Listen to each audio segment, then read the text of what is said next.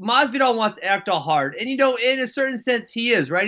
He legit was a backyard brawler. You saw him in that video, but he knows, and I know who's going to win that fight, and he knows he can't come up and sucker punch me if we're in the octagon with the referee. He knows he has to deal with me for 15 minutes, and that's why he's totally contradicting himself, right? He's saying. I heard him say in that interview, I caught the last bit of it, that he wanted a money fight. Listen, I'm the biggest money fight you can get right now. He said that I was just there for social media and he wants to move towards the title. I'm ranked 5 spots ahead of you, Jorge. So I just don't I don't understand where he's trying to go. He's trying to make every excuse why he doesn't have to fight me. You never heard him once say, put me against Askren, he's an easy fight, I'll kick his ass. He didn't say that. I think he's going to puff his chest out, yell and scream and act like a madman and probably threaten me of some sort. And what I don't understand about the whole thing is assigned to fight you in a cage. Like there's a couple rules, but there's not a whole lot of rules. And so how you're yelling and threats, I think it's going to make it worse for me. I can't comprehend that. They need to keep the idiot away from me. I mean, I'm paid to fight in the octagon, and we can do it for 15 minutes. And I don't want any chances that he's going to do something stupid before the fight and ruin it. Huh. That is a concern of yours that he would actually do that. Yeah, he's that dumb. He's that dumb where, I mean, it's going to ruin his paycheck too, right? Not just mine. But yes, I would be concerned that he would ruin both my paycheck and his paycheck by doing something stupid that he thinks it makes him look, I don't know, tougher or more bold or more masculine. I don't really know what's inside his head that makes him think that type of behavior is cool or acceptable, but it is. So, I mean, what do I think the real reason is? I think the real reason is he knows I'm a freaking terrible matchup for him, and he doesn't want any part of that. And because I called out his masculinity and because I stayed on him, he really had no other option but to say, okay, fine, I'll fight you, because that's his persona. Right? He's built this persona that he's this tough guy, and when I started questioning his masculinity, those types of things, there was nothing he could do but say yes. Game plan is jab, stay away, and try to land a big uppercut or knee. I'm sure that's his game plan. That's everyone's game plan, right?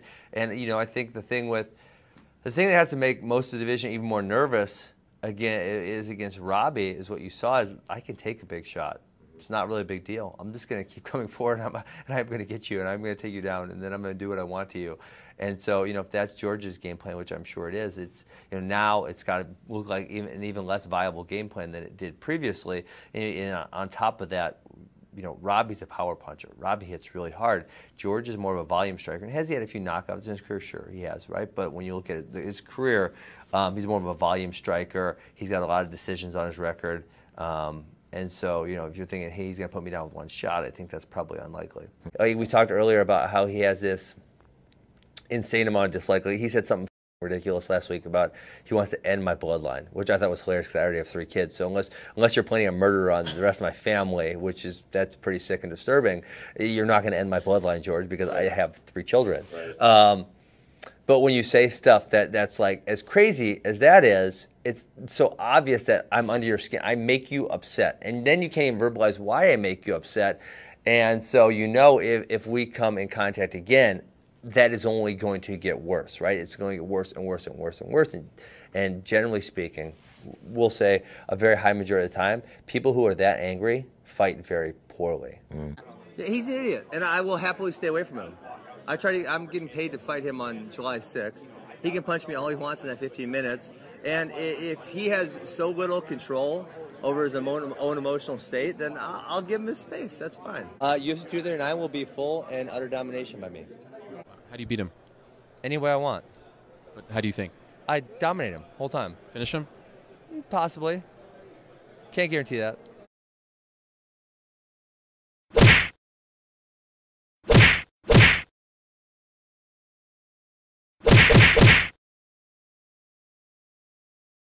You started with flying knees before. I mean, was there a decision that you thought you could knock him out with it, or is that just the way you wanted to start the fight? I mean, why was that the initial move?